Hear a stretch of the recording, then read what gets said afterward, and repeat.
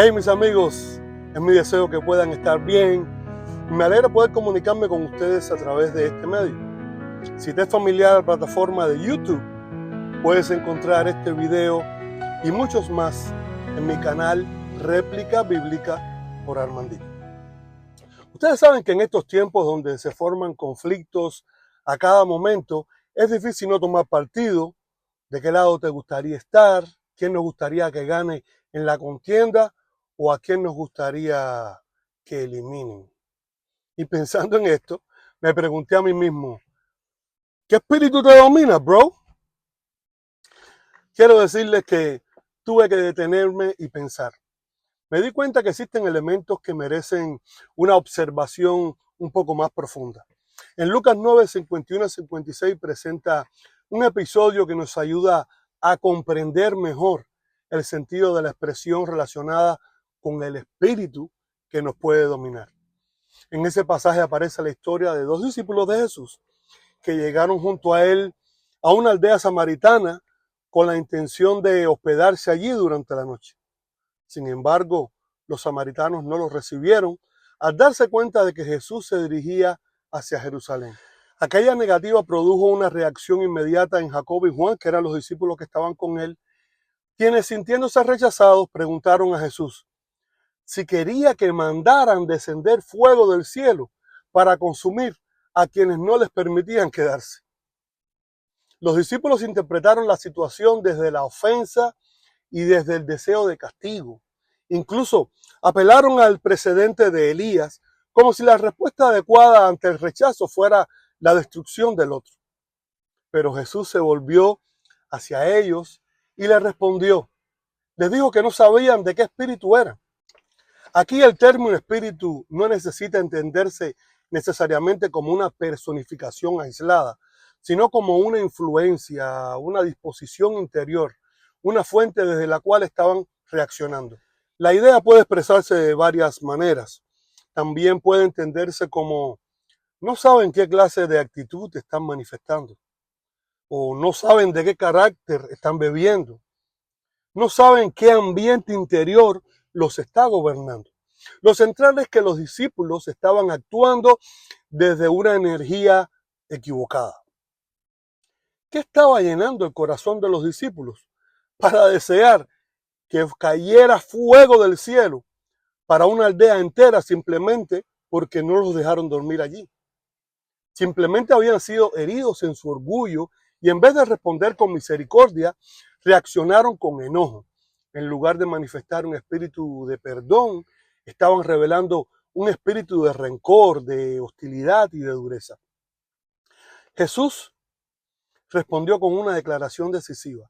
El Hijo del Hombre no había venido para perder las almas de los hombres, sino para salvarlas. Eso se encuentra en Lucas 9, 56. Después de ese evento, simplemente se dirigieron a otra aldea donde no los recibían. No se instalaba una guerra, simplemente seguían adelante. Jesús no se dejó dominar por la reacción ofensiva ni permitió que sus discípulos quedaran atrapados en ella. ¿Alguna vez han entrado en una habitación donde hay personas criticando, hablando con dureza o cargadas de tensión? Todos reconocemos cuando existe un ambiente extraño en una conversación. Al hablar de espíritu, muchas veces puede entenderse también como un clima, una atmósfera o un ambiente que se genera entre las personas. No necesariamente se trata de introducir una figura mística en cada escena, sino de reconocer que ciertas actitudes producen una mala vibra, un aire pesado, una dinámica destructiva. A veces se crea una mala vibra que termina guiando a la conversación y arrastrando a todos. Si se quisiera traducir el sentido de las palabras de Jesús a un lenguaje cotidiano, podría decirse que él estaba corrigiendo la mala vibra con la que reaccionaban sus discípulos. Lo que estaban diciendo revela lo que llevaban dentro. Por contraste, también existe una onda distinta, una onda de misericordia, una onda de amor, una onda santa. Eso es lo que Cristo desea que las personas abracen y de lo cual participen. Aunque el mundo parezca corroído, desgastado y lleno de decadencia, sigue existiendo una realidad santa que Dios ofrece a quienes quieren caminar en ella. Rechazar esa vibra santa, ese espíritu que santifica, equivale a resistirse a que el corazón sea limpiado. Cuando alguien cierra su interior al amor o a la misericordia y al carácter transformador de Dios, se mantiene en una condición endurecida. En cambio, quien se abre a esa obra interior permite que el corazón sea purificado y renovado. Volviendo al contraste, los discípulos en Lucas 9 mostraban exactamente lo contrario. Un espíritu rabioso, sin misericordia y sin perdón. Y lo mismo puede observarse hoy cuando una conversación se llena de crítica, de rabia o de deseos de destrucción hacia otros. Juan 3, 17 y 18 dice: Dios no envió a su Hijo al mundo para condenar al mundo, sino para que el mundo sea salvo por él. El que en él cree no es condenado, pero el que no cree ya ha sido condenado, porque no ha creído en el nombre del unigénito de Dios. Nos enseña que quien cree no es condenado, mientras que quien no cree ya ha sido condenado. Quiere decir, el texto no dice simplemente que será condenado en el futuro, sino que permanece bajo condenación por no haber recibido al Hijo de Dios. De esa manera, la cuestión gira en torno a aceptar o rechazar lo que Cristo ofrece. Todo depende de si las personas reciben ese espíritu de perdón, de amor y de misericordia que Dios les extiende. El llamado divino no es solo a ser perdonados, sino también a participar de esa misma manera y reflejarla en la manera de relacionarnos con los demás. Cuando una persona manifiesta rabia, dureza y ausencia de misericordia, no está reflejando un Espíritu Santo, sino una disposición interior contraria a todo lo que procede de Dios. Un corazón dominado por el resentimiento termina rechazando aquello que verdaderamente tiene origen santo. Por eso no basta con hablar de espiritualidad en términos abstractos. Debemos observar qué clase de actitudes, palabras y reacciones salen de la vida de cada uno de nosotros. Por eso expresiones como no tendrá jamás perdón no deben leerse de manera aislada ni como una sentencia caprichosa. Más bien describen la condición interior de quien no posee perdón dentro de sí, porque continúa rechazando la voz que le invita a reconciliarse, sanar y abandonar la dureza del corazón. El énfasis del texto no está en un castigo arbitrario, sino en las consecuencias espirituales de aferrarse al rencor. Si Dios mueve a una persona a perdonar y ésta prefiere conservar la ofensa, entonces resiste precisamente la obra del Espíritu Santo. Si además alimenta palabras dañinas, resentimiento y amargura, entra en un clima interior contrario a la gracia y a la paz. De ese estado brotan actitudes opuestas a la bondad divina. Así, el problema principal no es una falta técnica o legal, sino la negativa continua a ser transformado. El mismo principio aparece en Marcos 11:25. Y cuando estéis orando, perdonad, si tenéis algo contra alguno, para que también vuestro Padre que está en los cielos os perdone a vosotros vuestras ofensas. Leído superficialmente, este pasaje podría parecer la reacción de un Dios resentido. Si tú no perdonas, yo tampoco te perdono. Sin embargo, el sentido más profundo no presenta a Dios como alguien vengativo, sino como aquel que muestra una verdad espiritual.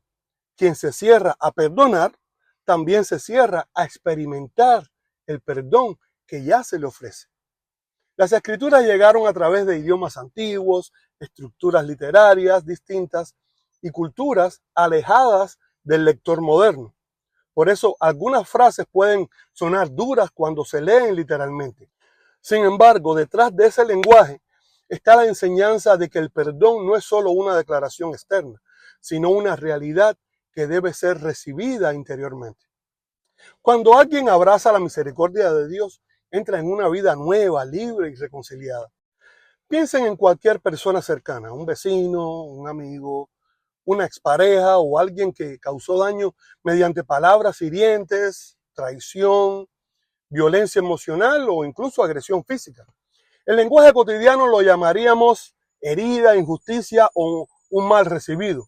Aunque cambian las palabras, la realidad humana sigue siendo la misma. El problema no es solo el acto cometido por el otro, sino también lo que ese acto deja dentro de quien lo sufrió. Una ausencia puede producir resentimiento, rabia, miedo, inseguridad, desconfianza y ausencia de misericordia. Esa huella interior también forma parte de ese conflicto, porque el mal no solo hiere desde afuera, sino que intenta perpetuarse en el corazón de la víctima. La imagen de un punto oscuro en el centro del corazón representa esa marca que una herida deja cuando no es sanada. Lo que otra persona hizo puede terminar generando una reacción semejante en quien fue herido. Dureza, deseo de venganza o incapacidad para compadecerse. Así el mal recibido comienza a multiplicarse. Lo que empezó con una agresión termina convirtiéndose en una atmósfera interior marcada por dolor persistente, temor y amargura. Esto no significa culpar a la víctima por lo que sufrió, sino reconocer que el daño no resuelto puede seguir gobernando la vida interior. En un acto violento hay maldad evidente en quien agrede, pero también puede quedar en la persona herida una carga de miedo y falta de perdón que necesita restauración. El problema no es haber sufrido, sino permanecer para siempre bajo el dominio de sus consecuencias. Si alguien camina por la vida sin perdonar, descubre que no posee perdón dentro de sí mismo. No vive libre, no vive en paz y no logra experimentar plenamente la reconciliación. Lo oscuro simboliza el mal alojado en el corazón. La luz representa a Dios y su vida de misericordia. Dios perdona generosamente, pero participar de ese perdón implica entrar en el espíritu de bondad, limpieza y compasión que provienen de Él. Esto lo podemos comparar con una persona que asiste a terapia. Puede escuchar consejos correctos y respuestas sanas, pero si no abraza el proceso interior de sanidad, regresa sabiendo que algo sigue sin resolverse. De la misma manera, alguien puede oír que Dios le ha perdonado, pero si no permite que ese perdón transforme su interior, no consigue vivir como reconciliado. El ejemplo supremo es Jesús en la cruz, cuando dijo: Padre, perdónalos porque no saben lo que hacen. Eso está en Lucas 23:34. Cada golpe, insulto y humillación intentaban depositar oscuridad en su corazón. Sin embargo, en él no habitó esa oscuridad. No permitió que el odio ajeno se transformara en odio propio. Donde otros sembraban violencia, él respondió con misericordia. Donde otros ofrecían rechazo, él respondió con gracia. Finalmente, muchas personas creen que Dios no las ha perdonado porque se sienten indignas, insuficientes o incapaces de alcanzar un estándar espiritual. Pero esa condena suele nacer de una herida interior aún no sanada. No es Dios quien las rechaza, sino el conflicto interno que todavía las acusa. Debemos permitir que la misericordia divina sane el corazón para vivir en la libertad de perdón ya ofrecido. Escuché la historia de una joven que creció en una denominación religiosa muy estricta, donde desde niña participaba intensamente en las actividades de la iglesia. Años después viajó a otro país y se hospedó en la casa de un pastor y su esposa de la misma denominación. Mientras terminaba la secundaria, el pastor abusó sexualmente de ella de forma repetida durante casi un año. Además de daño físico, el hombre la manipulaba diciéndole que la culpa era suya. La acusaba de ser pecadora por su apariencia y sus supuestas provocaciones. Con mentiras espirituales transfirió toda la responsabilidad a la víctima, llenándola de vergüenza y confusión. Cuando surgieron algunos rumores sobre el pastor, las autoridades eclesiásticas de ese pastor no lo denunciaron ni protegieron a la joven. Simplemente lo trasladaron a otra iglesia encubriendo el abuso. La muchacha regresó a su país cargando un gran peso emocional. Tiempo después volvió al mismo país para estudiar la universidad. Al encontrarse con antiguos amigos surgió el tema del perdón y descubrieron lo difícil que era para ella incluso considerarlo. Durante años había creído que Dios no podía perdonarla y que ella era la culpable. Sus amigos le explicaron que esa voz de condena no era de Dios, sino la mentira del agresor que aún vivía en su trauma. Ella tampoco lograba perdonar al pastor, quien había abusado de la confianza de sus padres y destruido su inocencia. Tras muchas conversaciones, comprendió que su sensación de rechazo divino provenía de las heridas abiertas y de la falta de perdón. En un momento decisivo, la joven rompió en llanto y reconoció que en realidad a quien no había perdonado era al mismo Dios. Entre lágrimas se preguntó por qué él, que supuestamente la amaba, había permitido que ocurriera aquel horror. Muchas personas tienen dificultad para perdonar porque en el fondo guardan resentimiento hacia Dios. Siguen adorándolo y participando en iglesia, pero inconscientemente lo acusan por todo el mal que han sufrido. En el caso de la joven, su verdadero conflicto era creer que Dios era responsable por permitir su abuso. Mientras esa herida permaneciera abierta, el perdón hacia los demás y la reconciliación consigo misma seguirían siendo imposibles. La vida humana se parece a una gran historia o película donde cada persona es el protagonista de su propia experiencia. Estamos rodeados de relaciones, encuentros, pérdidas y decisiones que forman nuestro trauma. Los que creemos en Dios estamos seguros que en la restauración final de todas las cosas, Dios no solo sanará a las víctimas, sino también a quienes causaron dolor y cometieron injusticia. La plenitud restauradora alcanzará cada rincón de la historia humana, confrontando el mal y sanando lo quebrantado. Imaginemos a un padre cuya hija fue secuestrada y desapareció. Aunque los culpables fueron enviados a prisión, el dolor del padre permanece intacto. No lograba perdonar. Sentía que le habían arrebatado la vida de su hija y destruido la paz de toda la familia. La historia no termina en el sufrimiento presente. Llegará un día en que Dios restaurará plenamente lo perdido. En ese momento la hija será devuelta en condición perfecta, libre de todo daño. Habrá una reconciliación total, donde los recuerdos serán comprendidos, la verdad iluminada y cada pieza encontrará su sentido. El dolor del padre será transformado. La herida ya no permanecerá abierta. Lo que fue pérdida y trauma quedará restaurado y sanado desde la raíz. Si la hija regresa plenamente presente y la realidad es renovada, la ausencia dejará de dominar. El pasado no será negado, pero sí redimido. Donde hubo vacío, aparecerá vida nueva, y donde reinó el dolor, surgirá la restauración completa. Cuando toda realidad es restaurada, lo quebrado queda limpio y transformado. La hija no solo regresa, sino que vuelve completa y reconciliada. La relación entre padre e hija alcanza entonces una totalidad perfecta. ¿Dónde queda entonces el crimen? Si la hija está nuevamente en los brazos del padre, sana y renovada, la ofensa pierde su dominio. El delito no es negado, pero deja de gobernar la realidad final. El secuestro produjo muerte, separación y ausencia. Sin embargo, cuando todo lo fragmentado es reunificado y las memorias sanadas, el poder de aquella acción destructiva se desvanece. Ya no queda base para mantener la falta de perdón. Comprender esa restauración final es clave para entender tanto esta vida como la venidera.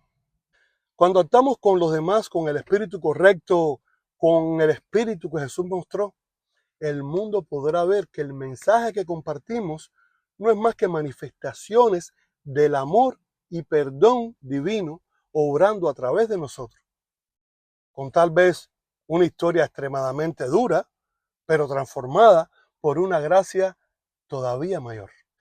Por ello exhorto a quienes desean experimentar el amor de Dios en dimensiones más profundas, a practicar el perdón con aquellos que los han ofendido. Cuanto más perdón se recibe, más capacidad surge para entregar perdón a otros. El perdón es una expresión concreta del amor, así como la misericordia y la empatía. Donde no existe disposición a perdonar, el amor permanece incompleto en una de sus manifestaciones esenciales. Los exhorto a dar voz a ese poder disponible para cada ser humano, la posibilidad real de sanar heridas propias, enfrentar dolores antiguos y vencer los gigantes interiores mediante el ejemplo vivo de quienes eligieron reconciliarse. Muchas personas objetan diciendo que ciertas ofensas son imperdonables, traiciones familiares, abusos, daños económicos o decisiones dolorosas tomadas por otros. Sin embargo, sí es posible perdonar, especialmente cuando se contempla lo que otros ya han perdonado en circunstancias aún más severas. Perdonar no significa tolerar abuso ni permanecer en relaciones destructivas. Una persona puede perdonar y aún así tomar distancia, vender una casa compartida, separarse legalmente o cerrar una convivencia dañina. Perdonar no es soportar nuevos golpes ni exponerse otra vez al maltrato. Una cosa es perdonar y otra muy distinta, aguantar injusticias. El perdón libera el corazón, mientras que la permanencia en el daño perpetúa la herida. Por eso, quien no perdona tampoco logra sentirse plenamente perdonado y queda lejos de la experiencia del gozo, de la paz interior y del amor verdadero que transforma la vida. El perdón no solo sana relaciones, sino que también conecta a las personas con su identidad más verdadera y con aquello que conduce al amor de Dios manifestado en la vida cotidiana. El perdón no es solo una idea teórica, sino una vivencia transformadora que merece ser conversada, preguntada y comprendida en comunidad.